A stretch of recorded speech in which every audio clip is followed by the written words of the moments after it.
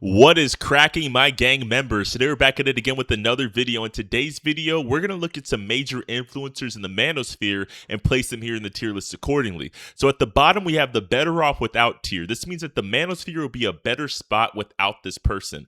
Above that, we have adds no value. That means that this person adds no value to the conversation in the Manosphere and doesn't really have anything of importance to say. Above that, we have adds value, which obviously means a person adds value to the space. And at the top, we have life-changing tier. That means coming into contact with this content creator's work will change your life for the better. Let's get right into it.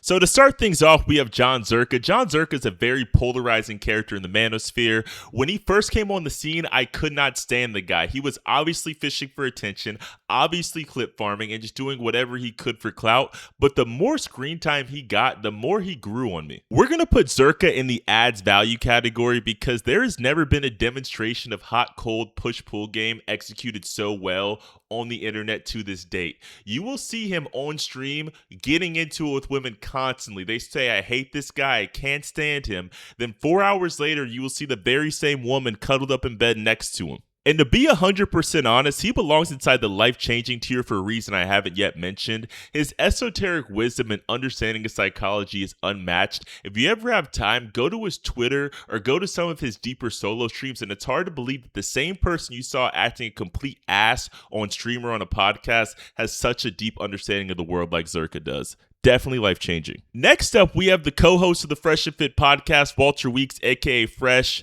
And Fresh is just an all-around sad case. I mean, think about this. He's been streaming 3 times a week for 6 or 7 years now. He's never said one thing funny. He's never said one thing smart. He's never rizzed a chick. He's never really done anything. Not only does he add no value to the space, I'm going to put him in the better off without tier because when he tries to be funny, when he tries to be cool, he's just cringe. It's like one of those people that took the cringe pill and could never turn back from it. I honestly feel bad for the guy. We're better off without him.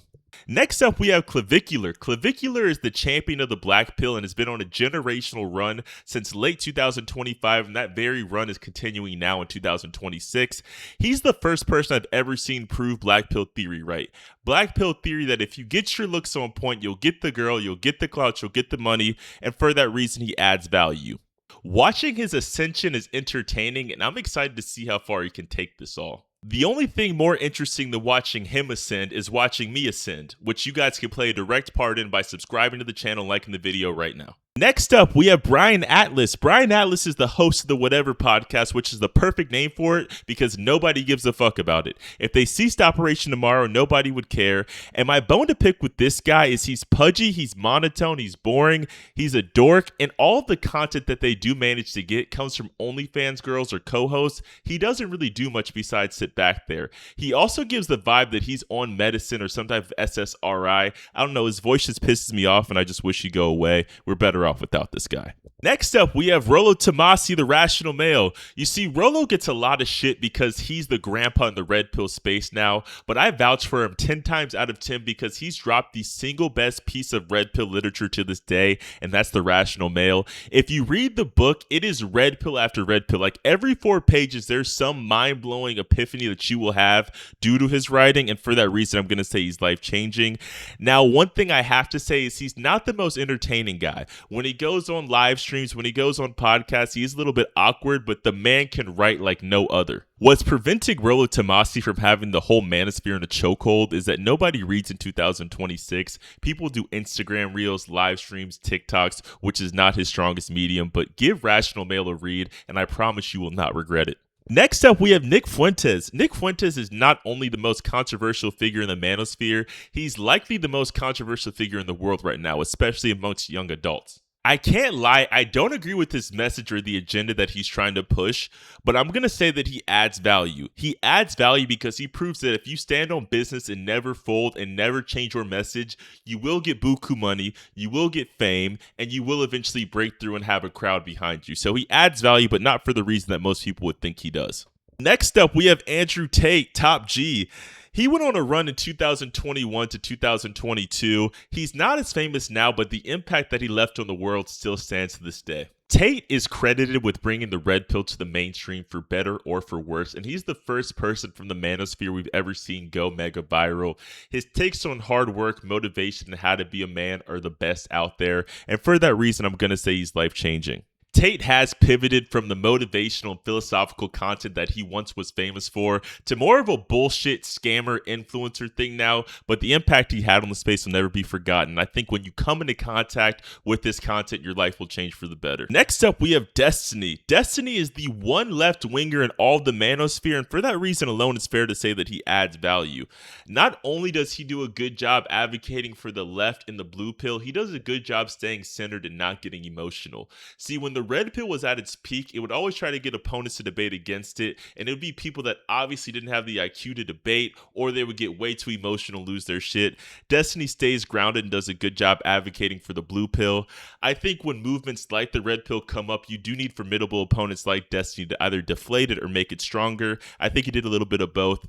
He definitely adds value. Next up, we have Pearl Davis. Pearl is the only female in the Manosphere and is constantly advocating for men's rights and explaining men's lives to women. And honestly, I wish she'd shut the fuck up. I cannot stand this bitch. It's obvious that she just binges on red pill content, writes down little bullet points, and then tries to repeat them as her own. She's so annoying and she's not smart at all. Watching her get destroyed by Anna Kasparian was cathartic.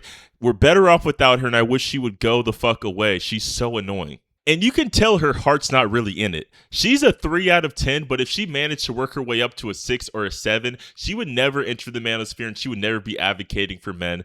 This is her tactic to get a man that's above her looks level or worth the shit, because Lord knows she would never be able to get that if she wasn't in this space.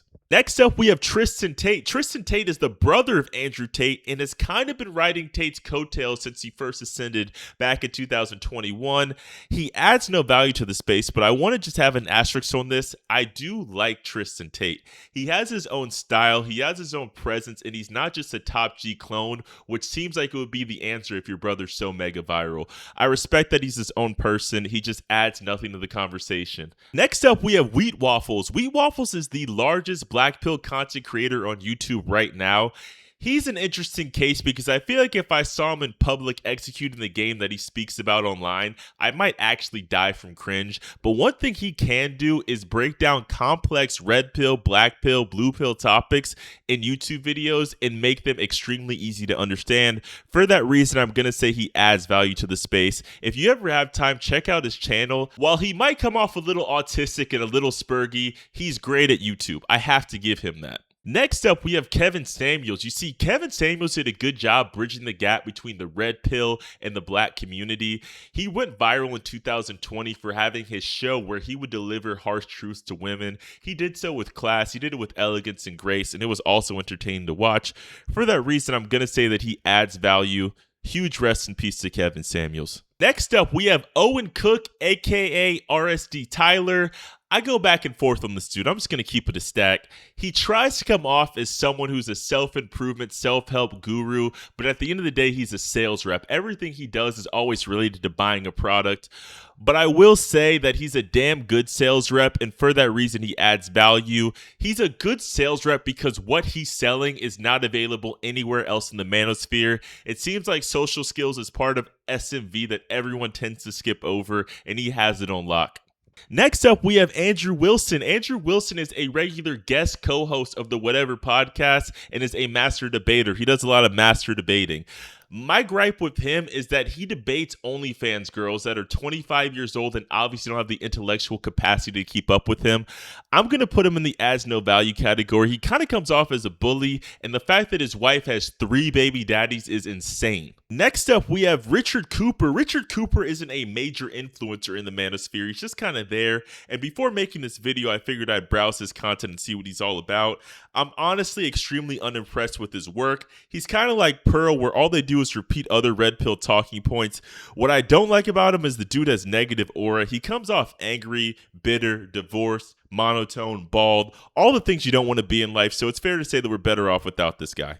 Next up, we have Myron Gaines. Myron Gaines is the other half of the Fresh and Fit podcast and is easily the most competent person in the studio. It's impressive that he's managed to carry a whole podcast on his back for 6 years, considering that this is the largest red pill podcast in the world. Not only does he run that podcast, he has another YouTube channel called Fed Reacts where he breaks down federal cases, a personal one where he dives into his personal views, and then another one where he goes on cross-country tours and debates college students like Charlie Kirk used to do. I'm going to put him in the life-changing category for all the reasons listed, plus he practices what he preaches. On the Fresh and Fit podcast, they preach self-improvement, staying down till you come up, being hard on thoughts. Myron actually does it all in the back end, and I commend him for that. Next up, we have Sneo. Sneo is like the Pokemon Ditto, where whoever's popular, he finds a way to morph himself into. If Zirka's hot, he'll become a Zirka clone. If Tate is hot, he'll become a Tate clone. If Fuentes is hot, he'll be a clone of that. It's just kind of weird to watch someone's personality change every 3 to 4 years. His videos are okay, but I'm going to say that he adds no value because he doesn't really have a core-based personality. He just shifts all the time. Next up, we have Casey Xander, who is really more of a dating coach than a Manosphere influencer. I just think that he provides some of the best advice in the Manosphere for dating, if that makes any sense. I'm going to say that he adds value. He preaches non-neediness, which is a message that every blue pillar needs to get in their head immediately. Don't do too much. Don't need a chick. Have your own life, have your own swag, and everything will fall into place and you will get high interest girls. Casey Xander does go a little overboard sometimes with the rules that he sets up. I don't believe in rules and parameters for dating, but his overall message is spot on. Next up, we have Steph is Cold. I remember coming into contact with Steph is Cold's content when I was younger. He has a video titled Why You Panic When She Doesn't Text Back, and this video is the ultimate mentality check. He basically just grills you for watching the video in the first place, points out that you have little motion, that you don't have your own life, you need to hit the gym, and there's a billion things you should do besides worry about the girl, and that's likely why she's not texting you back. I'm going to say he adds value. Next up, we have Alpha Male Strategies. Alpha Male Strategies might have the most men's dating advice content on the internet to this date. I respect his consistency, but I'm going to say that his message adds no value. The reason why it adds no value is because it caters to an older generation because he's an older guy. I feel like if I was unking, 40 or 50 years old, I would better relate to it, but because of my age, I can't really click with this stuff. I respect his hustle though. Next up, we have John Anthony Lifestyle's fraudulent ass. You see, I knew this dude was a lame from the jump, but what confirmed him as a fraud and a scammer was seeing the video of him at some Denny's or IHOP in Orlando, stumbling around on the ground like a fool while he was supposed to be running a dating boot camp. I feel bad for anybody that ever gave this dude a dime expecting to have a better dating life from it. Definitely better off without him. Next up, we have Mr. Clean Your Bloody Room, Jordan Peterson. Jordan Peterson has a good message, but it's just so boring to watch. These long-form videos of him in the lecture hall breaking down complex literature, I can barely keep my eyes open. It feels like I'm in class. I'm going to say that he adds no value because he's not able to convey his message in an entertaining way. Every person that adds value or is life-changing at least is a good entertainer. He's none of that. He's just boring. I'm sorry.